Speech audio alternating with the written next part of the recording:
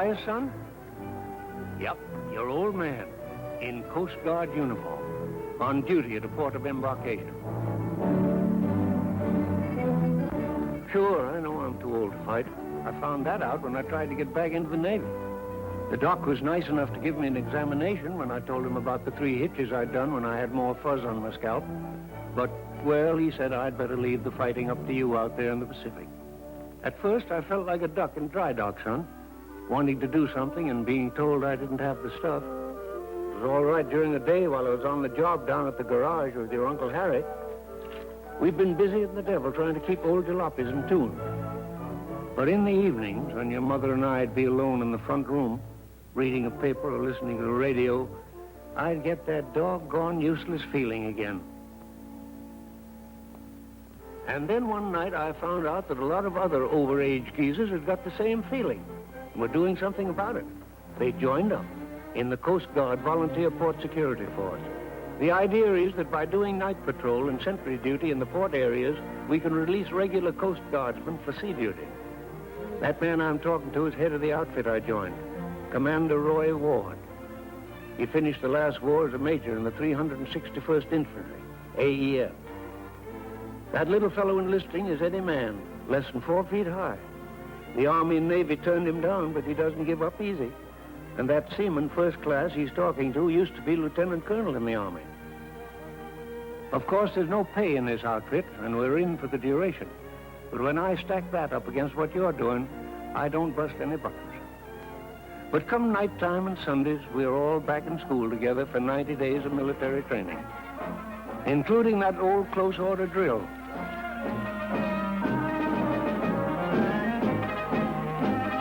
No, we don't look too good at first, but give us time. My pal there is Doc Newbold. Got a grandson in the Air Force. We've got lots like him.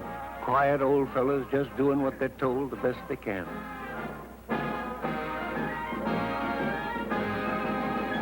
Before we go on the range, we have to get acquainted with the 38 we're going to carry. J.C. Russell knows the answers all right. He ought to, with a son in the Armored Force and a daughter piloting planes for the Ferry Command. I don't do so bad myself. But Jack Murphy's squeezed in so tight he forgets the answers before he can get on his feet. We get the works in those 90 days, even judo. The instructor was supposed to go a little light on it, but I still say the best part of judo is watching.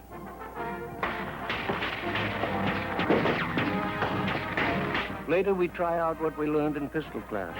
One thing we've got to know is how to shoot straight and fast, because anything can happen on night duty around the docks. Harry Garrio served in the Marines and infantry. His boy's a Marine raider. This is Ed Corsbrook, whose son was in the Marines until they found out he was 15. Then he joined the Army Transport Service and was lost off the coast of Australia. It hit Ed pretty bad, but he just works all the harder. Well, finally comes the big day when we get into those Coast Guard uniforms for our first inspection. Our outfit was reviewed by Commodore Philip F. Roach of the 12th Naval District, no less. I'll let you in on a secret, son. He remembered me because I fixed his car once down at the garage.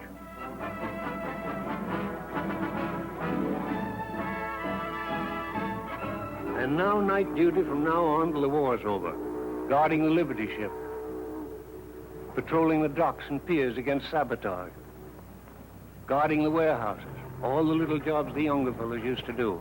It's kind of lonely most of the time. But then some of the Salvation Army ladies show up with coffee and donuts, and we warm our innards against another stretch of that night air. We work hand in hand with another volunteer outfit, the Coast Guard Auxiliary. They patrol the bay while we cover the shore.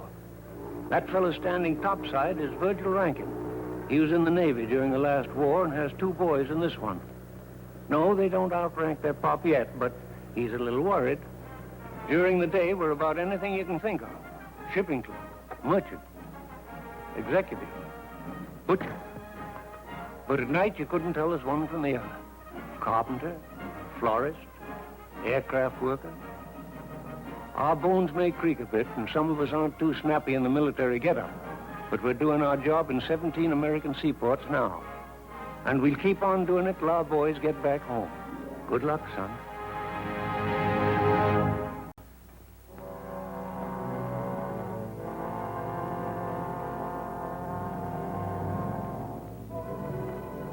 It's a funny war, all right, when men who were your enemies a few months before end up marching at your side.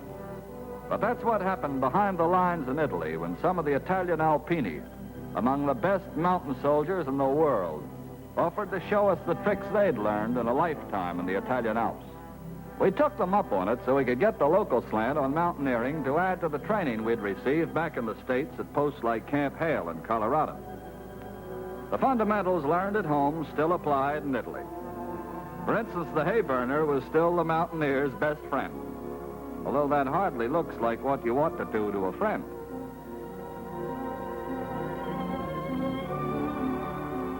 The infantry in this war have had to be ready for any terrain, from jungles in the South Pacific to snow caps in the Arctic.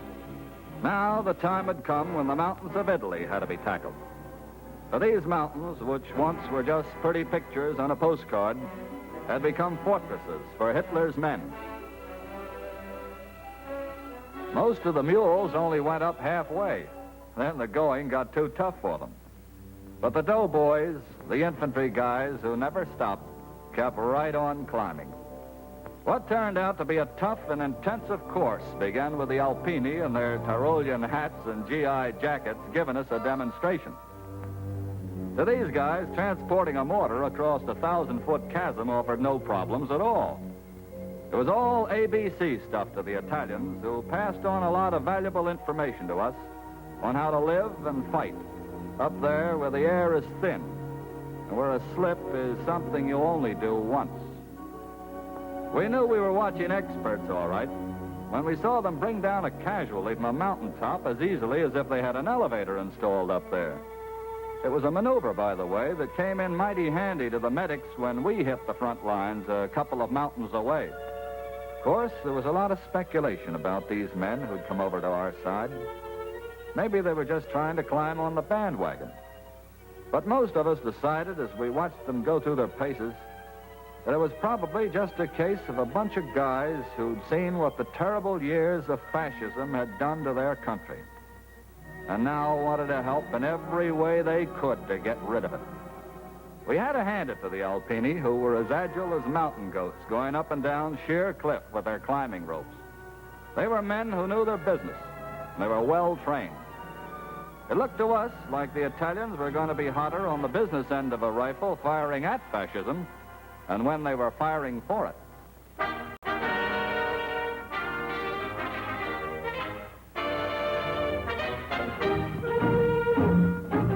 On the eastern knob of Britain are Lend-Lease airfields of the 8th, where every day the forts and libs line up nose to tail for the attack, and every day rise thundering into British skies to form quickly and wing east with no waste of precious gas. These are the heavies of the 8th, heavy with bombs, and heavy with immense responsibilities to America, to Britain, to Russia, and to China.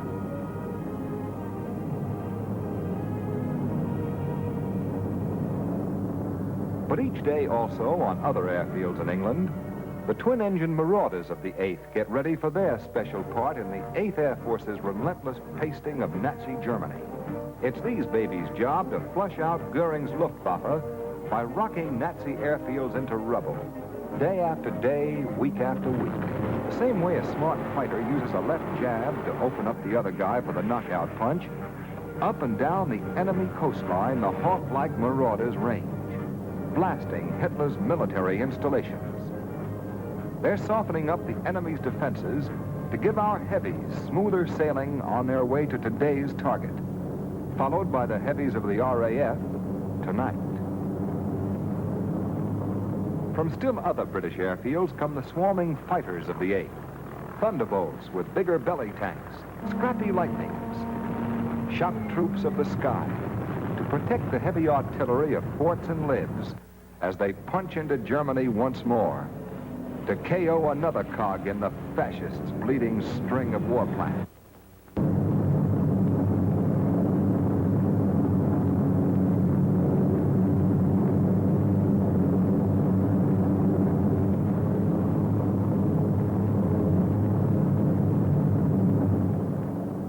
The air battle, and battle it is, may begin as the bomber fleet crosses the enemy coast and will last for 3 hours or more of hammering hell.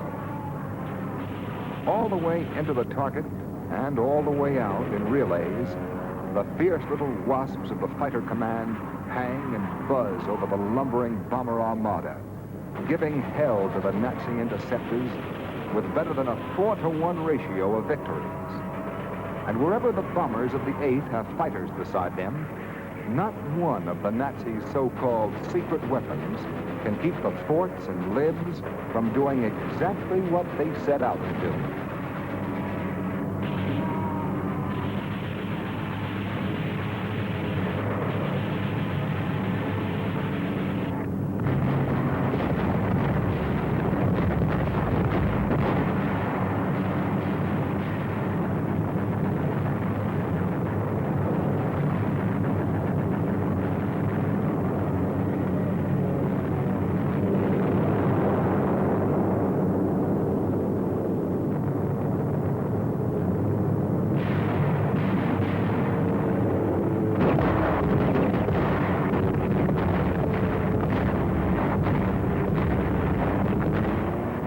Remember one thing about this Battle of Germany.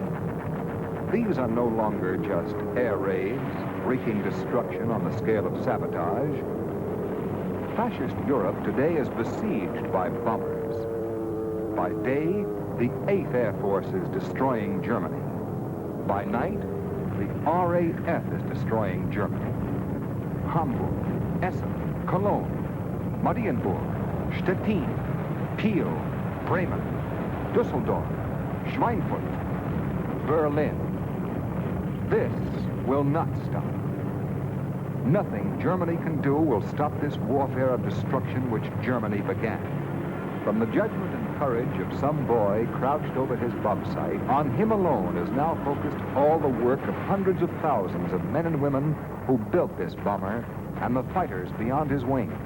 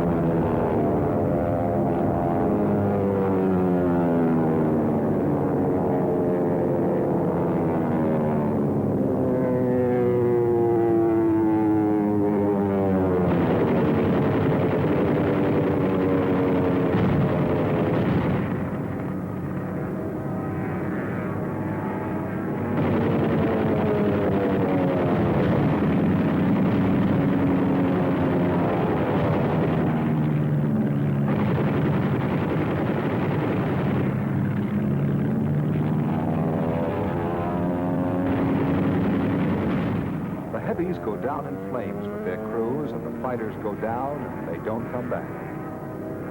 Sometimes the guts and stubborn skill of a flyer in his cockpit, fighting the controls of his ship, will save a fort, apparently in defiance of every principle that keeps a plane aloft. They've slugged their way back with 3 engines gone, or with tails and wings blasted to shreds, or control cables shot out, fighting off the Nazis, who love to spot the cripples in their run home and gang up on them. But the demand for cool courage and leather nerve doesn't stop with the sight of the British coast. Gas is always low those last few miles, and the damaged planes must be down. As one by one, the heavies come in from today's mission, another 8th Air Force chapter has been written in the history of the Battle of Germany.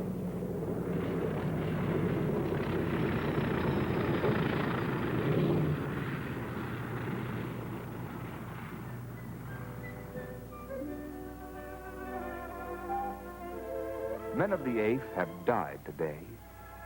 Many more have been wounded. And in the 8th, hundreds of Purple Hearts already wear the oak leaf cluster. But this man's sacrifice has a meaning, and so does his. Together with the combat team of their fort, together with their group and wing and division, they've left a trail of smoking, broken war plants across the face of Germany. And because of them, countless thousands of American and British infantrymen and engineers and artillerymen will not have to die in the invasion of a Germany already crippled by destruction from the air. That's the story of the 8th U.S. Air Force. Tomorrow, when the sun comes up, they'll go again into the wide blue yonder. Target, Germany.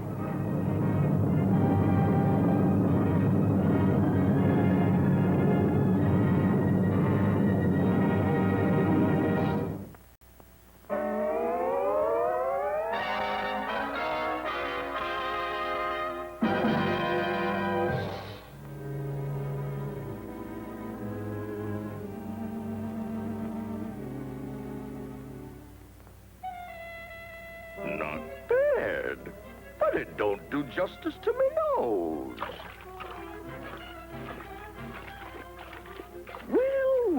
Well. Swimming at sundown and naked all over. Ah, just my meat.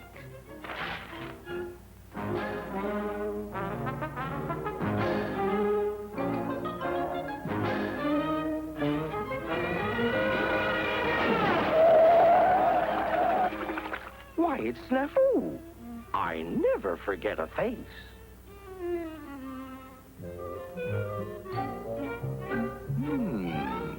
No resistance.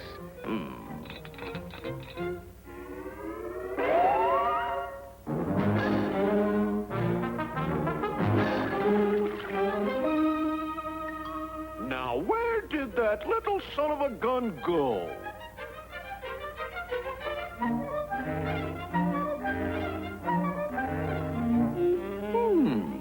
Just my type.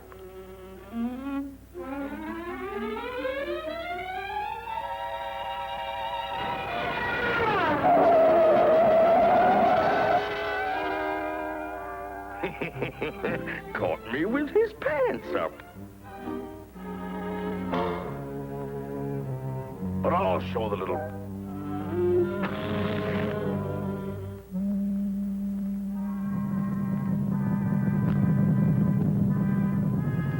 Now for the soft underbelly of Snafu.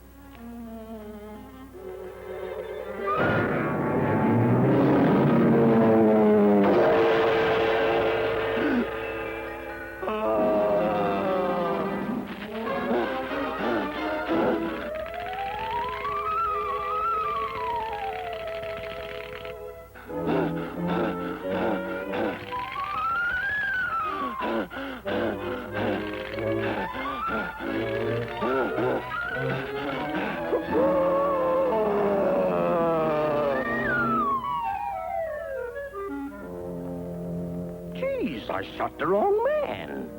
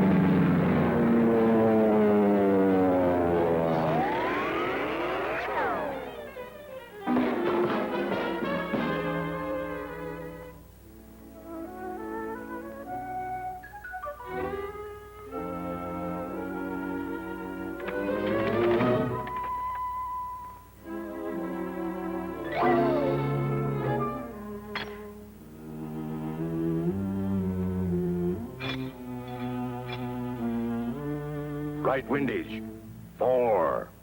Range, 75. Bull at 4 o'clock. What did you do in the big war, Daddy? Oh, I did my share. Just a moment, please. This program has come to you through the courtesy of my sponsors, the United States Army, distributors of GI repellent, mosquito nets, Atabrine tablets, and good old-fashioned horse sense. Gee, I wish the hell I'd used them.